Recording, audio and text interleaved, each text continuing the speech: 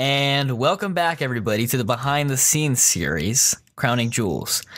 And the last episode of this series, we'll be covering my personal favorite part, the directing side of things. I have Lucas Miles here, my good friend, to talk about that with us today. Lucas, you're also the producer on the film. We kind of talked about that a little bit in the last episode, which you guys should go check out. And in the prior episode to that, we kind of talked on the acting side with the girls who are in the film, the Labadie twins, and we kind of went over some of the aspects of that. So definitely go check that out, guys. So once again, we're here talking about Crowning Jules. This is a film that you are releasing actually November the 7th, which by the time we release this will probably be out already. Just tell us a little bit about it, and we'll jump right into talking about what you do as a director. Yeah, the film was just an incredible experience. We talked about in some of the other episodes, and I think being the producer and the director is a little bit like being the mom and the dad. And I won't say which is which because I don't want to create any potentially stereotypical remarks or something. But it's interesting because at times you're almost in opposition of yourself as the director. I got to get this next shot. As the producer, we got to stop spending money and move on. And so you kind of develop this like a little bit of like temporary personality while you're on set. Sure. And I will mention, he's not able to be here, but we had another director on the project as well. So I co-directed with a guy named Dennis Thomas from New York, and it was just great to work with. And he was there for a good portion of principal production for this as well. Gotcha. And I think that's interesting, kind of going off what you were saying with the production directing side. You look at a guy, some of the great filmmakers, a guy like Stanley Kubrick, who was both his producer and his director, and a lot of people saw that as, isn't that too much to think about? How can he do that? But he ended up being one of the most effective as far as what he put out there, especially cost-effective wise. As much as he wanted to put out a good film, one of his big things was always the return on investment, and so I think that's an interesting mindset to be able to kind of work in those two and balance it out.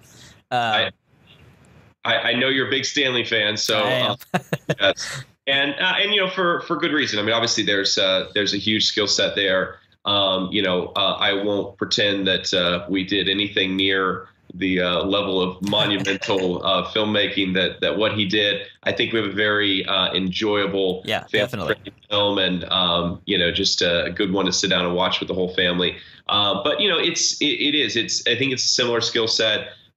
You have to be able to see both sides. I didn't find a huge conflict between directing and producing.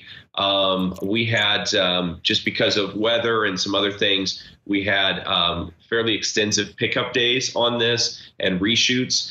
And so that was sections that I directed entirely by myself. And also produced, with a very small team. We had kind of our full crew for principal, and then a scaled down version of that once we got into, pickups. And but it was like you said, it's easier to keep an eye on the budget. It's what risks you can and can't take, rather than hoping that as a producer that the director can read your mind and know when he needs to stop. And I think it also helped. Just seeing the whole picture, not just literally the picture that you're shooting, but actually everything else that's going on behind the scenes and who's there and, who's part of the process in order to make that happen. So it was, it felt natural for me, but I could have really imagined on a set several times the size of what we have, that would become harder and harder to be a generalist rather than specializing. Right, definitely. And so this was an interesting one because this is would you say your most involved directing role so far?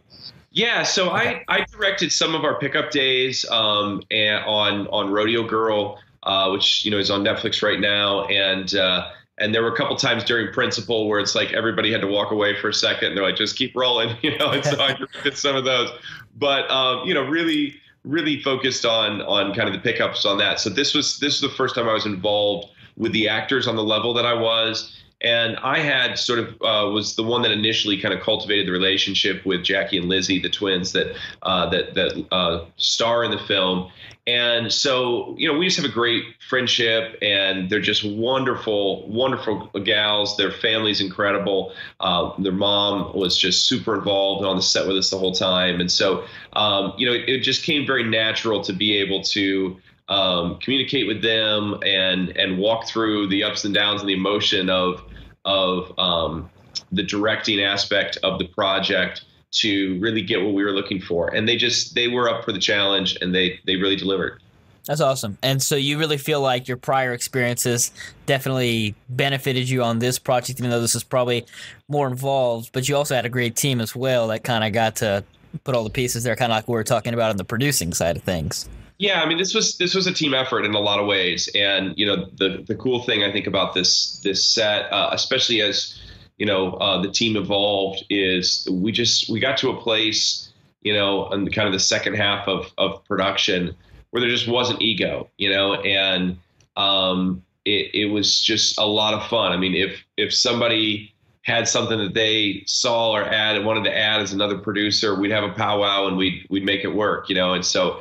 I enjoy directing. I don't know as though, that's going to be my future in filmmaking. I think that I'm actually a much better producer than I am a director. I like learning it. I like getting better at it. But for me, I feel like having some experience directing makes me a better producer because when I'm going, hey, we got to hurry or we got to get this thing moving, it is. I now know what's involved in that process. Sure. And I've started, shooting a little bit myself, not on any of my own pictures, but, just to really understand that process more. And so I think it definitely, sort of cripples you as a producer if you don't understand some of these other positions. And so I like at least rotating around a little bit enough to where I know the lingo, I know the language, right. I know what they're going through, and I know how they're going to be frustrated at me as a producer if I don't see that.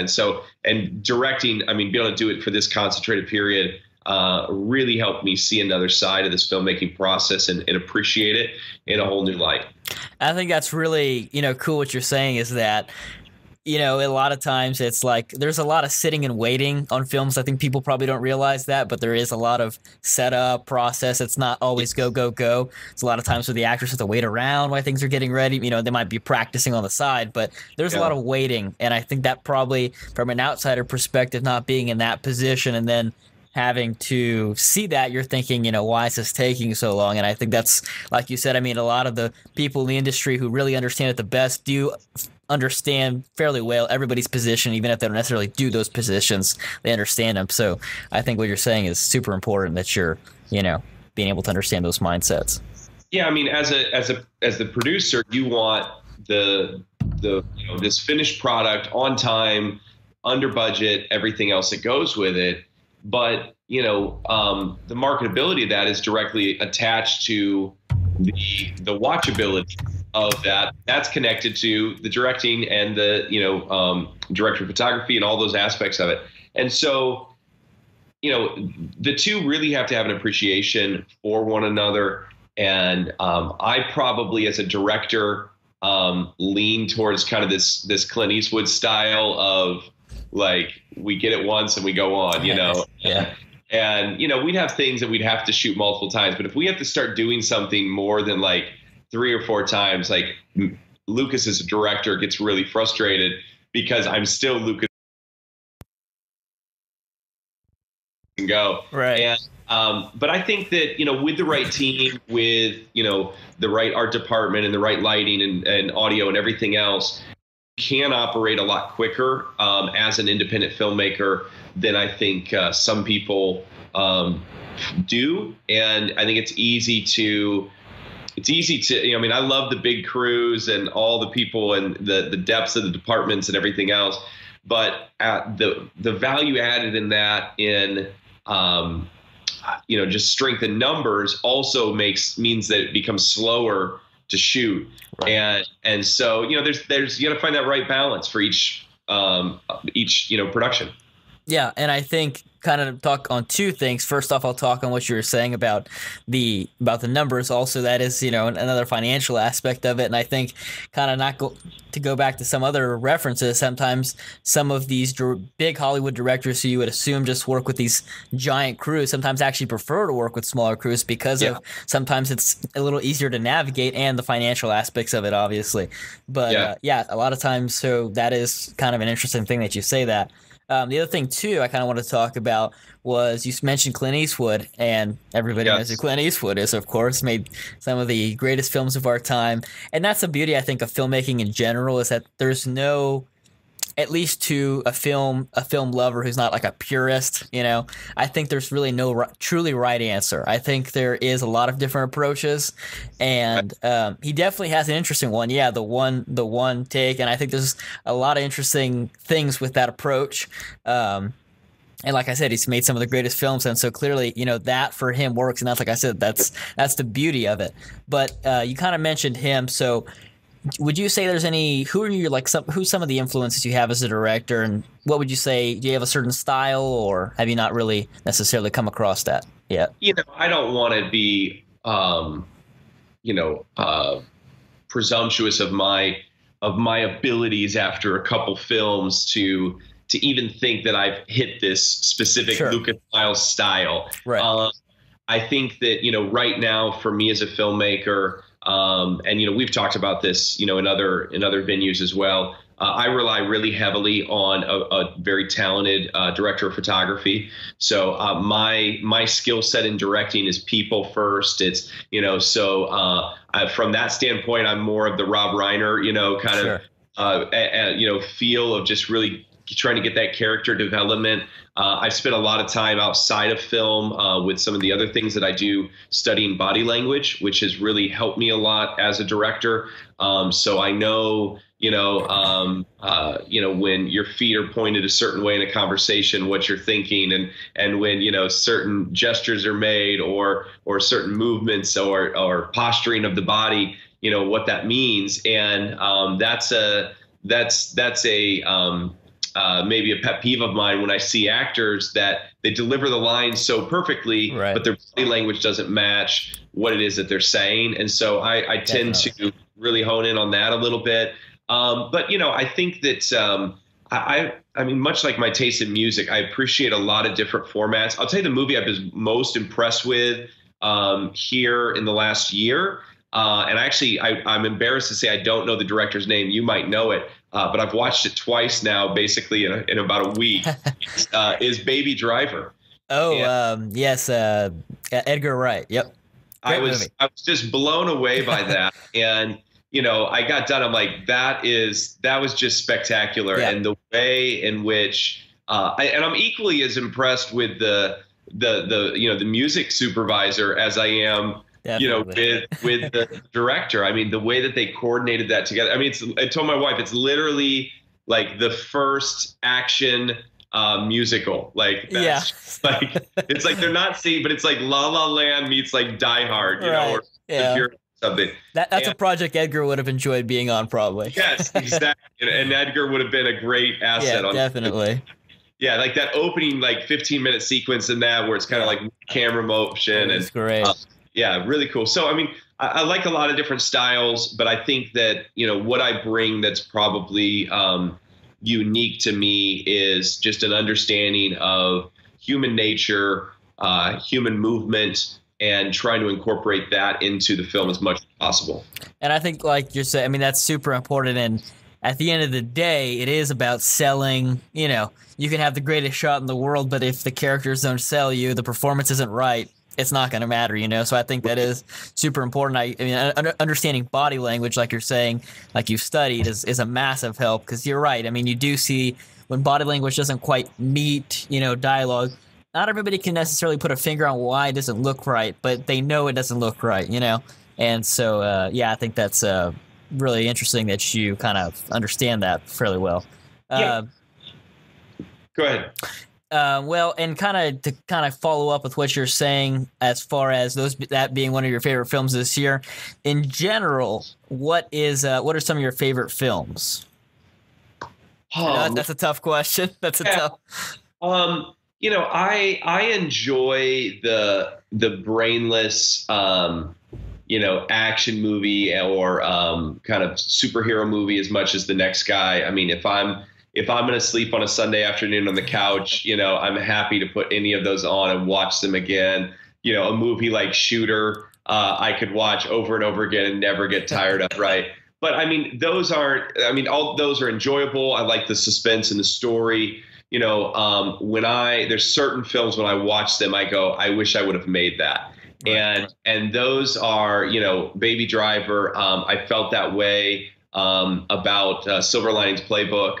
That was a film where I was just like, man, I like a lot of TV as well. So, the Goldbergs, I mean, that every time I watch that, I'm like, why am I not involved in this? And so I think that those, that's obviously some way different genres there between those. But I think the thing that's in common is the character development, sure. The real, just that the heavy dialogue, with some of those, especially like a Silver Linings Playbook, that really makes it what it is. So, but I'm a big movie buff, so I've seen a lot of films and I try to catch up on as much as I can. Yeah. And, you just kind of take it all in and you try to just take little bits and pieces here. But, with independent filmmaking,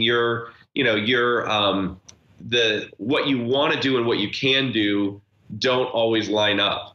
And so, like the guys on, Film Riots and, these kind of guys out there, helping other filmmakers really be able to, find that Hollywood look on a lesser budget. And, we're in probably a better position than a lot of independent filmmakers are with having a, regular distribution channel, right. Regular content and major retailers and video on demand platforms like Netflix or Amazon or whatnot. And so, I mean, we have some power behind us to do some of those things, but, you're probably not going to see me produce a Fast and Furious, knockoff anytime soon, just because of the budget level that is required. Sure. So, we look for projects that are makeable for us and casts that are also obtainable, for us in that as well.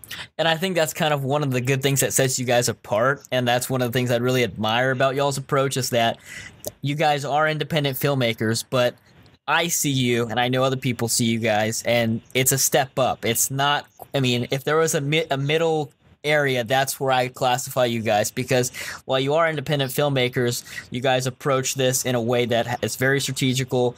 It makes a lot of sense. You guys put a lot of effort into it. I mean, you get great stars like Kevin Farr. I mean, there's certain things that just put you guys, just above the normal independent film. And I think that's probably what has, really helped with some of y'all's success is those things. And the kind of any filmmakers out there, and I'm sure Lucas, I know you kind of mentioned this in the last one, if you guys have something very interesting, definitely send it Lucas's way, because he's got a great company, and I can't say enough good things about it.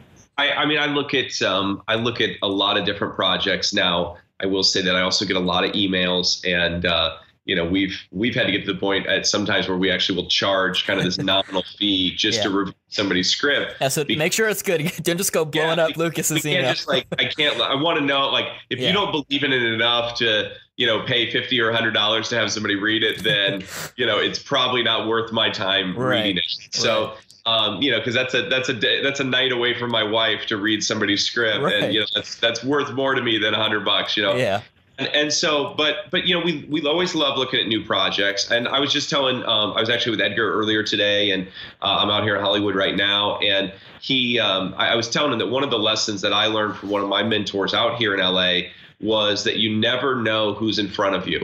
And, and so we get in these positions in life where we see people almost like, we size ourselves up. I think especially as guys, like, okay, is this person a king in my life and I'm like the court jester, or like, are they like the president and I'm the vice president? Like, where is my position here with them? And I always just tell people, like, you never know who's in front of you. And so I try to treat every single person that comes our way as that this could be the next, Leonardo DiCaprio. This could be the next Robert Rodriguez. This could be the whoever that is, and you just don't know. And so, it's about giving people dignity, value, time, etc. And unfortunately, that's really been lost a lot, I think, in certain circles. And but I just think that you never know when the person you're talking to is going to be your boss someday, and so you have to have that kind of mindset and not get so stuck on yourself and what what you're doing in that process. And probably the other aspect for us that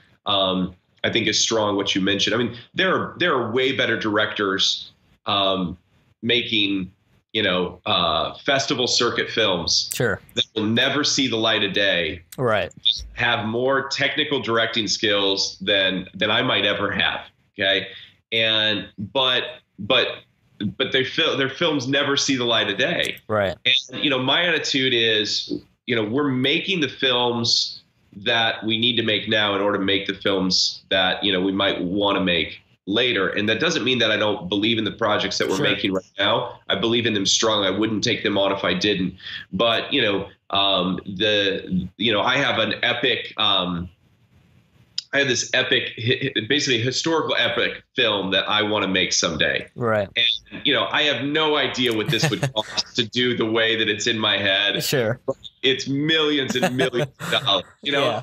Well, I could sit there and just focus all my attention on that and just try to make that right now. But, the fact of the matter is it's not time for that right now. And so I need to, be okay with developing projects, continuing to go upwards in that and learning how to do it, but not and basically by that what I'm saying is I really try to challenge the artist filmmaker that is producing this just crazy avant-garde shorts or whatever. Right. And they're so talented and they could be having stuff distributed and having revenue coming in so they could make that film later and do it even better. Right. But they kind of just, put their nose in the air to, they feel like that's selling out.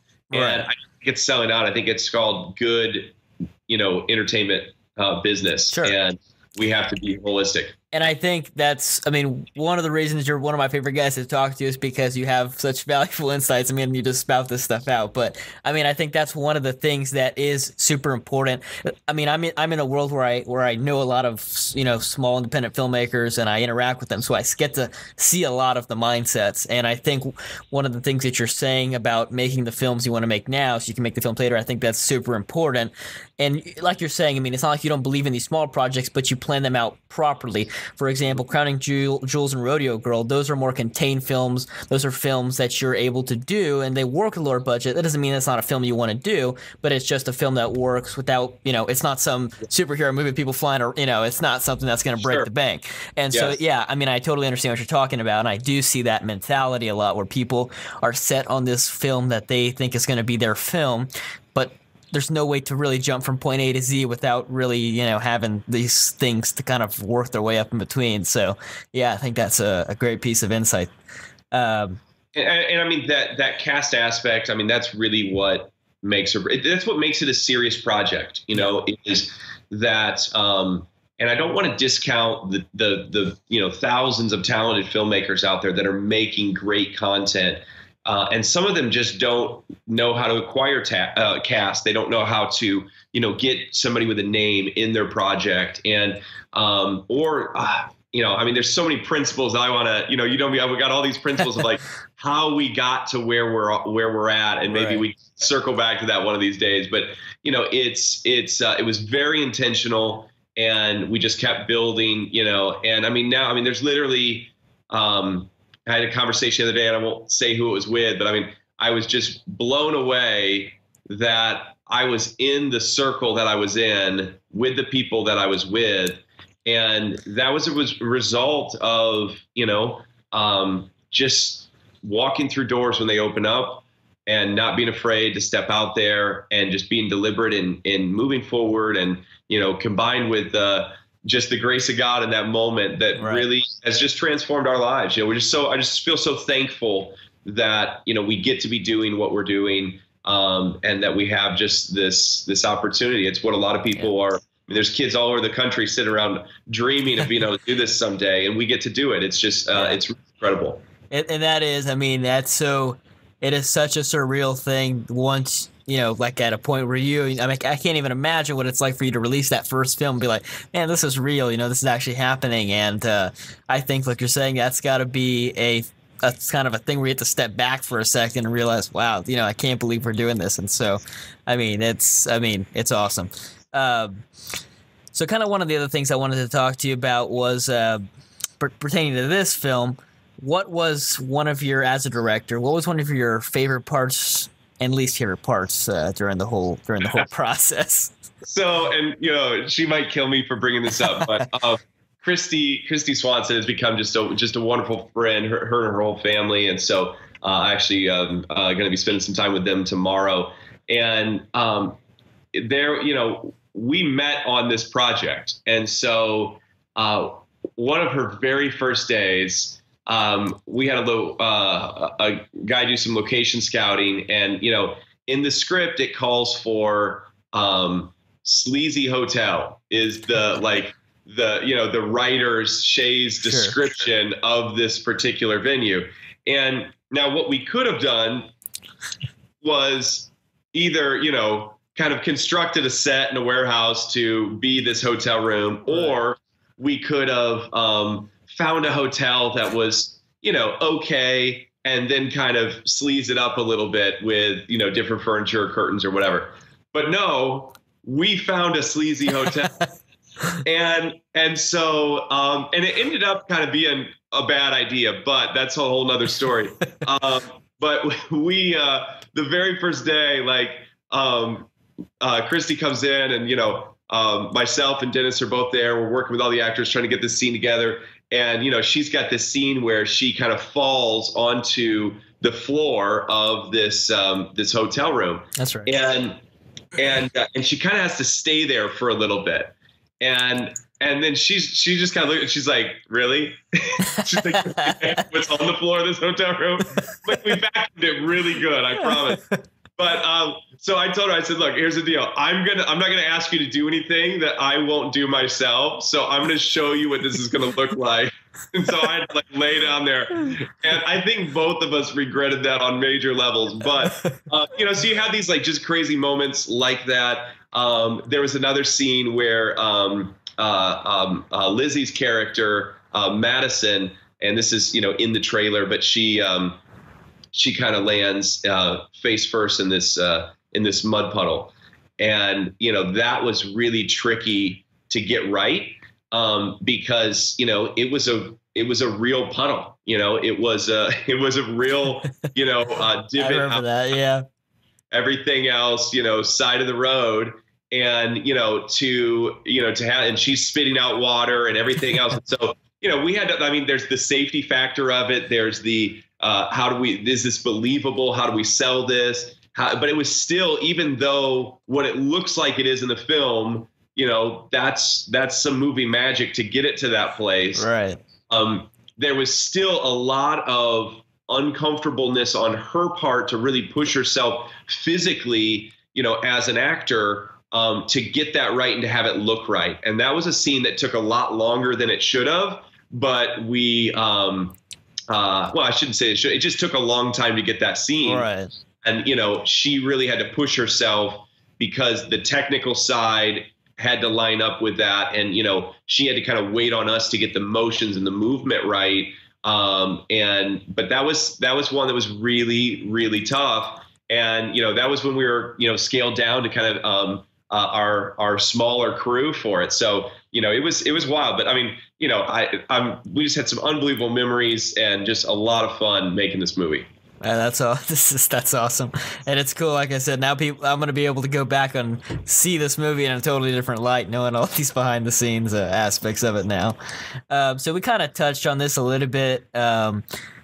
kind of earlier with how you approach actors and whatnot, and obviously you said a lot of what you pay attention to and notice is body language, but more generally, do you have a certain kind of approach with your actors, or are you kind of more in the mindset of an open, I know some directors prefer kind of an open mentality where it's kind of a whole collaborative thing and they kind of just go with it, and some directors are a little bit more, okay, I have a stricter plan, not to say that it's, you know, no innovation's an option, but they kind of have more of a lined up plan for, you know, for speed and timing.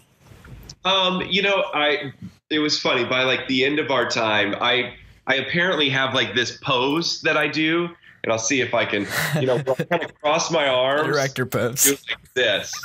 and you know, it's probably more, I think I go on this side, and I'll just sit there like this, kind of watching everything. And like when I get in this mode, I think people like kind of realize like, okay, like something's happening in his mind right now. So let's just let that happen for a second.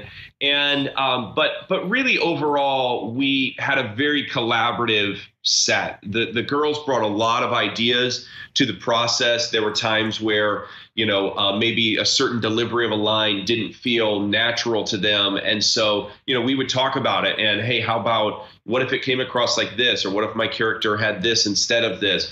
You know, we had, when we did Rodeo Girl, Kevin Sorbo, who, you know, he's become a great friend as well, was wonderful to work with, and just, you know, just delivered. I mean, Kevin knew, like, he had every scene number memorized, you know, so like if you went like, hey, okay, we're shooting 123 right now, he would know. I mean, like, I'm like, I've read the script like more than anybody, and I don't even know what 123 is right now. And so, but his character in Rodeo Girl was supposed to have a leg brace on one of their legs, and because they were in like this old rodeo accident and everything. And, you know, he just came in and said, look, like, I used to play basketball. I don't know if he tore his ACL or something on his other side. He goes, can we lose the cast and just like, I'm just going to go to my natural, like, on a bad day, like he's hurting mode? And I'm like, sure. You know, I mean, Joel and I were like, that works, you know? And so, you know, we had a lot of that on Crowning Jules, a lot of collaboration. Christy brought some really great ideas, I think, for her character. Kevin Farley was just so chill and easy to work with. I mean, he was just like, he was just a machine, you know, just being able to deliver. But it was just a lot of fun in doing that. So, you know, you try to find that balance, because you don't want like the third, you know, PA on the project going, oh, I think you should do it like this, you know? And so like the moment you start opening up that open collaborative environment, you have to find some way to create those boundaries. And it's not that the third PA down the row is not possible for them to have a good idea. The fact of the matter is they might have the best idea there. But you kind of hit a point where you don't need any more ideas, because ideas just create loss of time, you know, confusion for the actors, everything else. So you try to have this yin and yang between, we have an open environment, and at the end of the day, I'm 100% in charge. You know, somewhere in between those two things is like where you have to live. And I think for me, a big part of getting there is just getting the trust of the actors and really building that relationship with them. You know, they become family, and you get to the point to where because you're collaborative 99% of the time, when you need to go, no, it needs to be like this, they're willing to trust you, because they've seen that demonstrated, you know, throughout, that you're not just a control freak. Yeah, definitely. And I think it's interesting sometimes, some of the approaches of that. But when you do have people maybe kind of throw some advice out there, do you kind of tell them, hey, look, here's how you should approach it? Do you maybe say like, kind of come and tell me, not just like announce it out? Or do you find either way works? Or go put your nose in the corner. You're in time for 15 minutes. Set down the boom pole. No, I mean, I think it probably depends on who it is. Sure. You know, if it's somebody who's more of a peer on the set, you know, especially in a situation where we're co-directing, you know, Dennis's focus a lot more was on the technical aspects of the film, you know, some of the shot selections and those things. And, you know, he brought a lot to the table for that. Whereas, you know, I came into this more really focused on, because Dennis prior to this didn't really know the twins. And so I came into this going, hey, I'm really going to focus on just helping to direct the twins and have him kind of work on some of these other technical aspects. And so we had kind of our roles that we went into. But if we had different ideas, we would talk with each other. And I think even more so, like the other producers on the set, especially in the second half of production, us being able to come together and say, hey, what do you think about this? Or, so it's easier for me to go to them and say, hey, I think that's a great idea, but pull me aside and have it, versus somebody that's really not supposed to be in that role. Then, you're addressing that a little bit different. Otherwise, the set just can really lose control. Yeah. And, between the AD and the director and the line producer and other producers, it's really your job to kind of help create those boundaries that and the culture of what the set, operates by. Sure. Yeah, and that's kind of one of the reasons I asked that question is because I think, that a lot of people do prefer that approach, only because, sometimes if the right people aren't kind of approaching it the right way, it does kind of become a little chaotic sometimes. But kind of not to get too technical here is probably the most technical we'll get. What was some of the? I know I have some filmmakers out there who are going to be interested in this aspect of it. Sure. What's some of the equipment you guys use to film as far as cameras, lenses, and why did you guys go that route? Why did you choose those? We actually went through quite a few Red cameras on this. So we used a Red one. We used a Red Epic. Pretty much I think everything were Dragon sensors for what we were utilizing. We shot a lot of the film in 5K.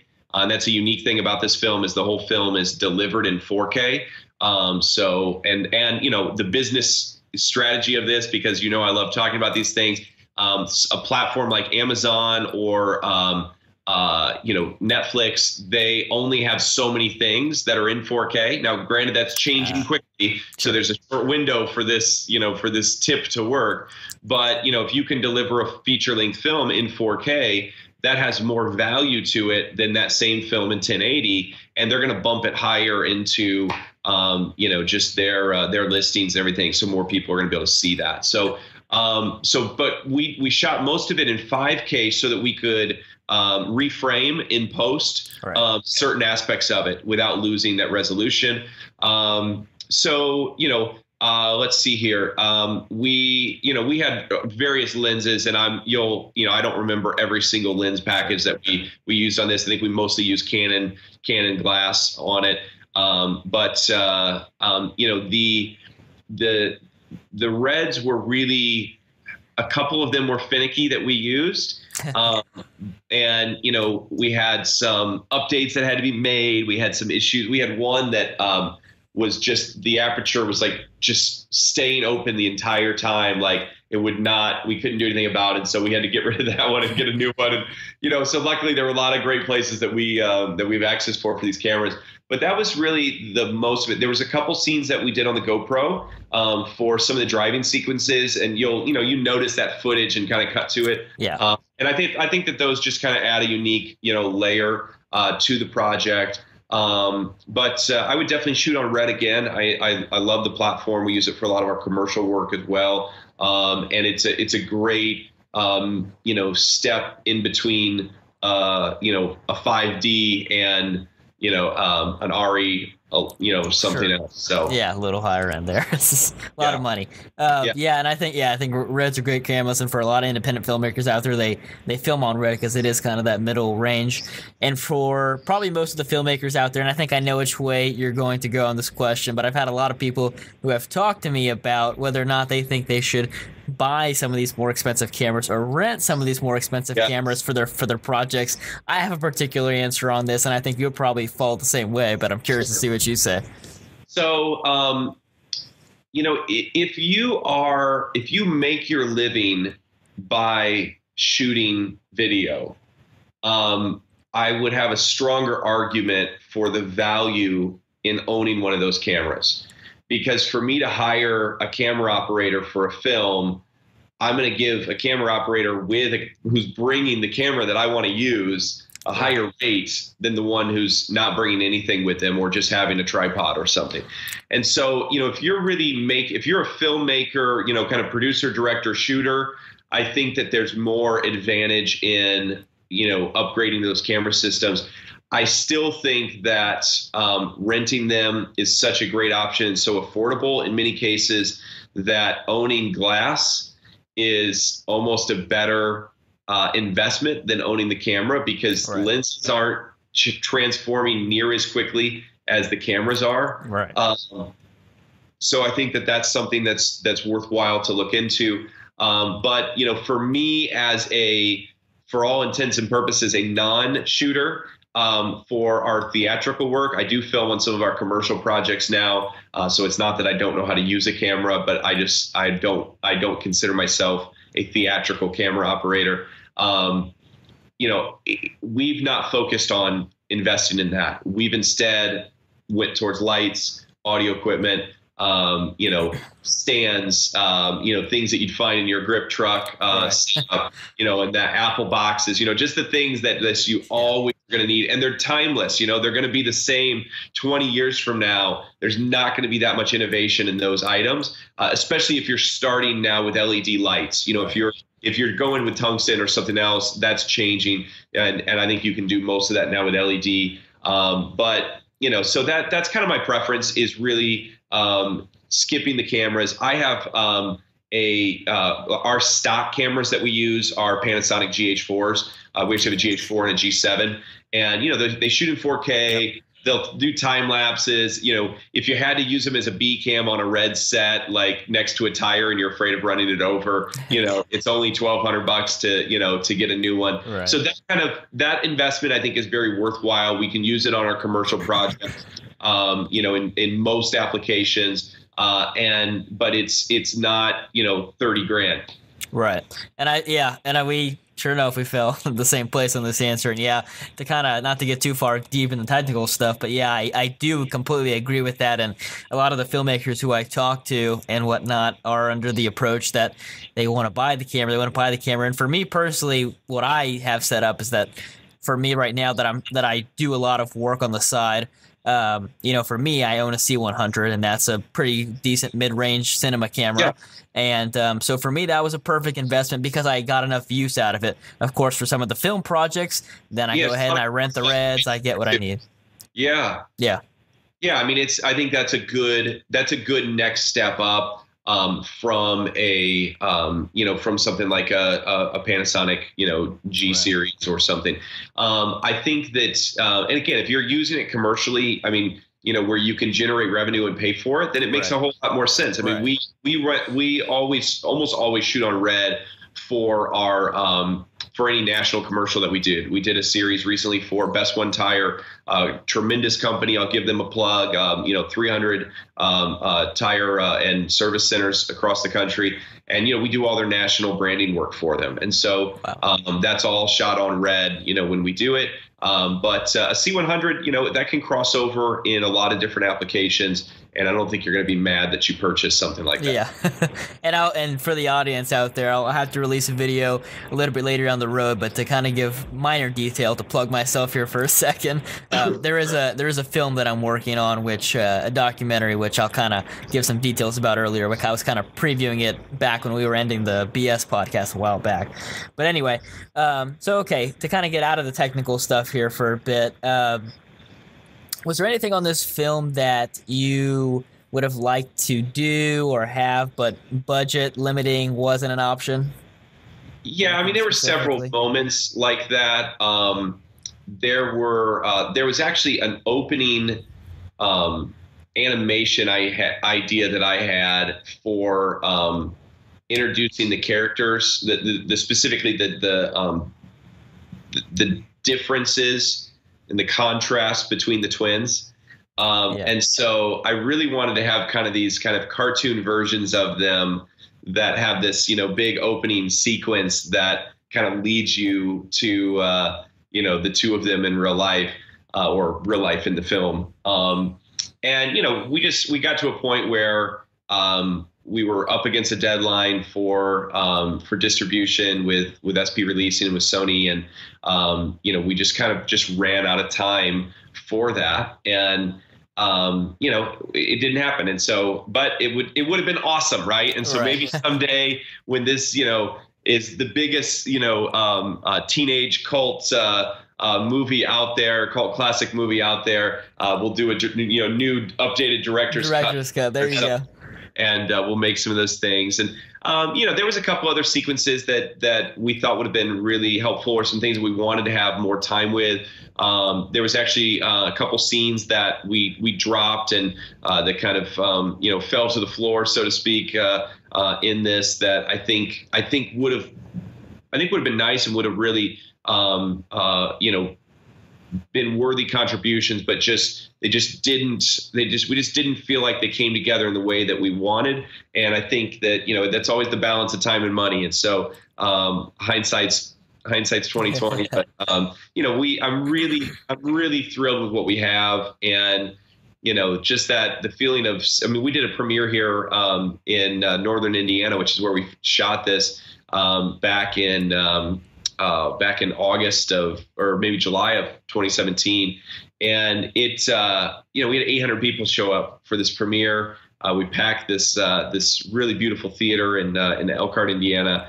And, it was all kind of red carpet and limo dropping people off. We brought Hollywood to Indiana. And as far as I know, this is the biggest film shot in that area of Indiana, which is by the University of Notre Dame, since Rudy. I saw the news report on it, by the way. It was really cool. We got some great coverage from the stations there. So yeah, it was pretty awesome to just see people receive that. And so just, I've seen the film so many times, but to be sitting in the front row and feeling the emotion and the energy of everybody, and we got a standing ovation at the end of this, which was just really incredible. Powerful experience, I'm sure. That's awesome. And going to some of those things here, for anybody out there who doesn't live in LA or doesn't live wherever, it just goes to show sometimes making a film in your local town, as small as it might be, or in this case, medium sized as it might be, is actually a benefit, because you guys got tons of awesome coverage, because that was a big deal for your area. And that was awesome. I got to check out the event because of the reports that they did. So it was really cool. Yeah. So kind of to go on to a little bit more, again, of the directing side of things, how was it for you working with Kevin Farley and Christy Swanson? And do you kind of find that your approach changes from working with the more experienced actors to maybe some of the newer actors like the twins? In fairness to the twins, they really came on this set as pros. They walked on, they were ready, they knew what they were doing. They had done a lot of work to get there.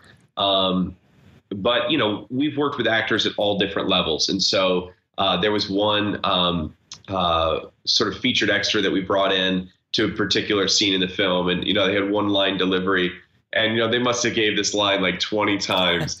And I was like, no, it's like this, and just the cadence of the line was just not working. And, but we ended up getting it. They did a great job, but it was the very first time they'd ever done anything. They were nervous. There's all these people around, and, we kind of just threw them in, and I love doing that. I'm probably known for pulling in people that think they're showing up to be extras and giving them a speaking line. It's like, it feels like you're just making somebody's dream come true. I feel like Disney World when I do that. It's a great feeling. Yeah. And but working with Christy or Kevin or the twins or Kenton or Derek, there's just that level of excellence for what they bring. They're ready. And it's talking about directing. There's really not even a lot that I have to do. That's awesome. They, as long as we're getting the right technical shot that we need, I'm kind of a prop at that point. I say action and I say cut, but really they know what they're doing. That's awesome. And many times what they come up with is better than anything that I could have seen, and, sure, I'd like to think that I provided something at some of those moments, but I don't want to take away kind of their sure. greatness and experiences as professionals. That we're just really fortunate to work with people like them. And I got to say too, I was very impressed with Derek. I saw him on Rodeo Girl, and he did a good job on that film as well. But I guess seeing him again on this film, I really was. He is very talented, I got to say, and I think he's going to do pretty good stuff. I was honestly impressed that he, for being being his, how old is he? You know what? I'm not 100% sure. He's probably right around 18 or so. Wow. Yeah. Very, very impressive. Honestly, his performance is really good. I'll actually see him next week. I will let him know that. And Derek, actually, I'll give him a plug. There's a new movie, Unbroken. I believe it's called Path to Redemption. Okay. And it's directed by a friend of ours, Harold Kronk, who directed God's Not Dead.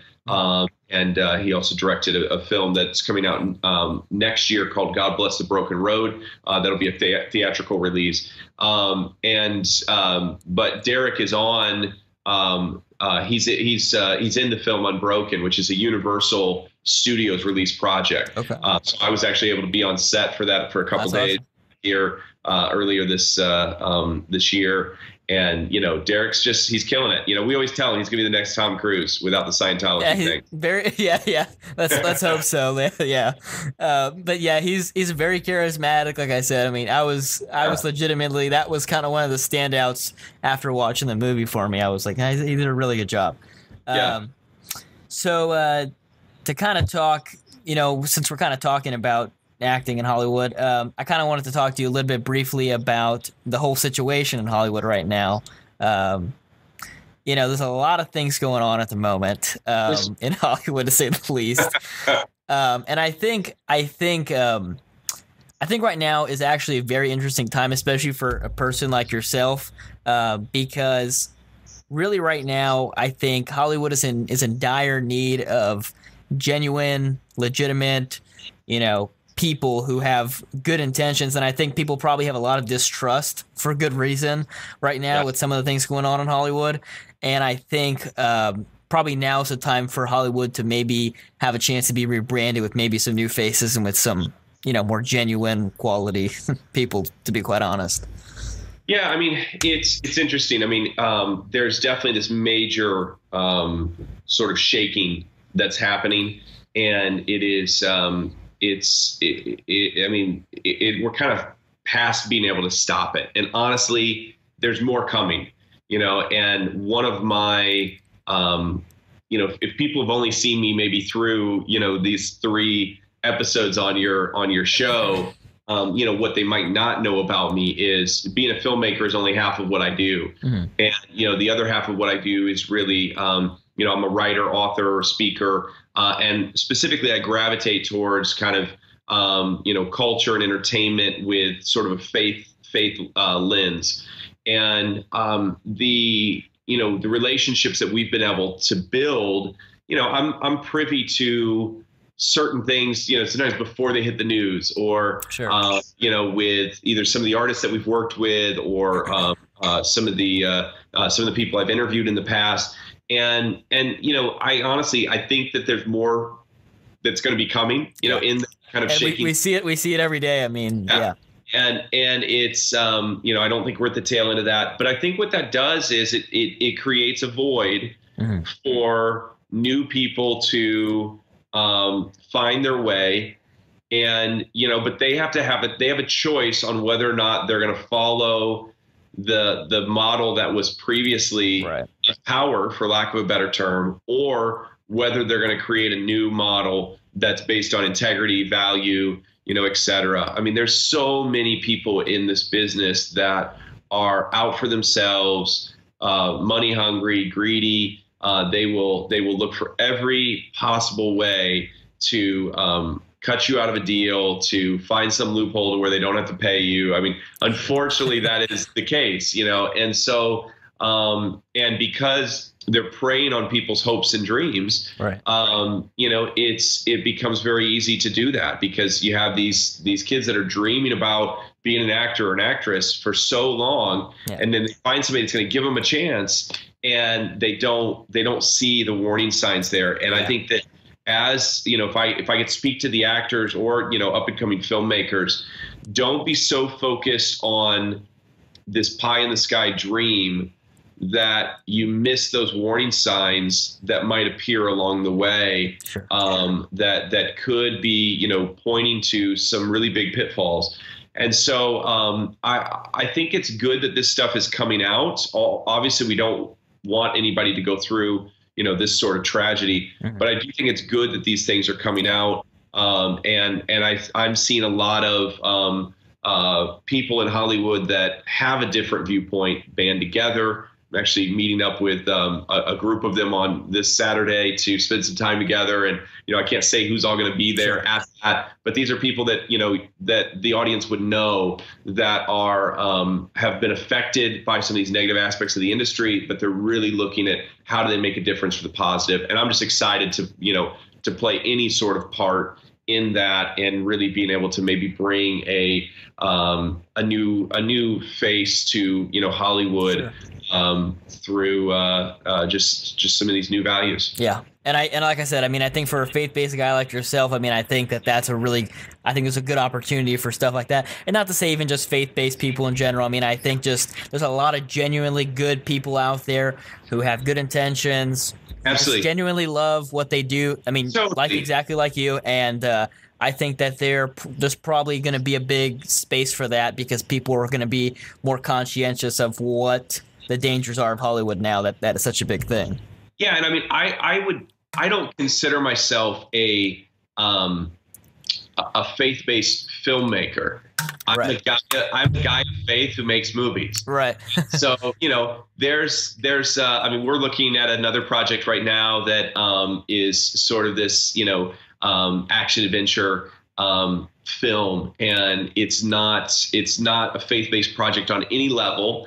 But we feel that we're able to produce that with integrity, right? And exactly. With character. And so it's more about, I mean, I'm fine if we continue to do lots of different genres. I think that we need all of that. I think they're interesting. I enjoy a lot of them. There's obviously some stuff I would do without, and Sure. Some of the elevation of fear and these things on the level that we do, I don't think is healthy for our culture. I think we're seeing the fruit of that by some of the violent things that are coming out, in the last decade. But right. I think that there's a way to produce films with integrity and value that has maybe gone out of style a little bit, but I'm hoping it's coming back. Yeah, I'm 100% with you. So to kind of wrap things up here with the last couple thoughts. One of the things I kind of wanted to talk to you about was, one, to kind of get your thoughts on the kind of jumping back and forth between producer and director. And like we kind of talking about what we talked about earlier a little bit, but more so of how you approach it, in the sense of, do you jump from mindset to mindset, or do you try to think of both at the same time? And then to kind of follow that up, what would you advise people out there for their approaches, to try to do both, or to maybe try to focus on one or the other?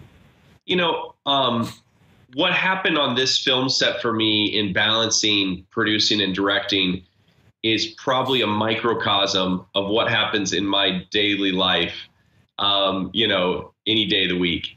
In that I'm always wearing a lot of different hats. I'm a filmmaker. I'm a pastor. I'm a writer. I'm an author. I'm a speaker. All these different things that go into that. I develop, talent.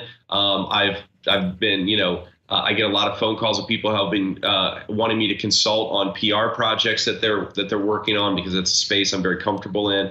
And so, I do a lot of different things. But to me, it's all the same job. And that's what keeps my sanity. I help solve problems. That's my job. It doesn't matter if it's a problem on a film set as a producer, a problem in a scene as a director, a problem in somebody's life as a pastor, a problem in the media as somebody who's working in PR. It's all about solving problems for people and helping to really bring everything together into and tell the story, that needs to be told. Yeah. And so, we didn't talk about this. I also probably the thing that's taken up most of my time lately is hosting a podcast right now. Right. Yeah. Kind of want to talk about that a little bit. So, which, in that I interview top influencers, and a lot of them are in film and entertainment, about kind of what they've gone through to get to where they're at. So there's a lot of tips and tricks, I think, to be picked up in there, but from a value and integrity standpoint. So that's available on iTunes as a Lucas Miles Show. Yeah, and definitely, I suggest everybody to go check that out. And Sean Hannity being one of your recent guests, awesome episode. But you've had tons of other great guests on there. Kevin Sorbo being one of them, and you've had a lot of other. Swanson in the morning, so we'll be releasing an episode of her here in the next week or two. So definitely go check that out. And she's Buffy the Vampire Slayer, so you have to want to. You gotta watch that one. So I mean, it's to me, I think for me personally, it's about seeing it as one thing as a whole and just recognizing all the different parts that make that up. Because if I keep jumping back and forth, for me, it's actually a distraction. I kind of lose sight of the big picture. But I'm probably wired a little bit different than everybody else, which,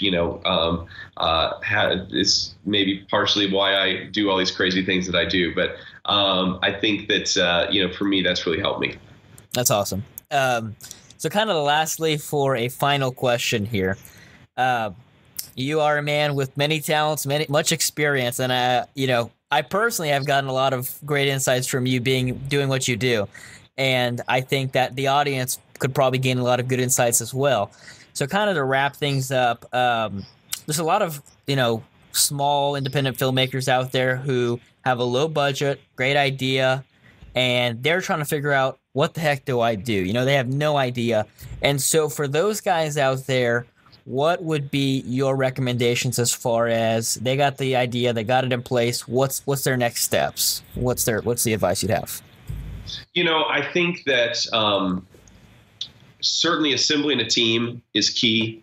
I think if you're kind of a director, shooter leaning filmmaker, finding a producer that believes in you, that can get on board, because it takes some business sense in this industry to really be able to do what we do. A lot of filmmakers, they don't think about SAG, they don't think about working with unions, they don't think about paperwork, they don't think about payroll, right. Doing stuff on deferment, or like, I'll buy you some pizza if you're here, and eventually you have to get out of that model and start doing things on a more professional level, and so I think that that's really important.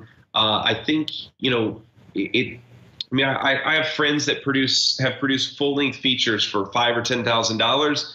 And I have friends that produce full-length features for $30 million, and so it's you can do this at about any budget level, but finding the cast that's appropriate to that. And I would say investing in yourself.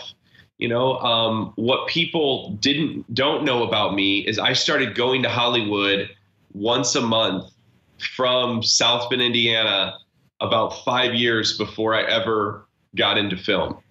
And I did it very intentionally. I was here meeting people, learning, finding mentors, developing my heart, everything else in that process. And so when it came time that there was an opportunity for me to be part of something like this, it was very natural for me to step into, because I wasn't just trying to develop my equipment list and my skills as a director or filmmaker. I was developing me, and I was given time for, just for my own heart, skill sets, all those things as a person to mature, so that I would actually be ready to lead, the teams that I lead now today. And do I do it perfectly? I'm sure that I don't.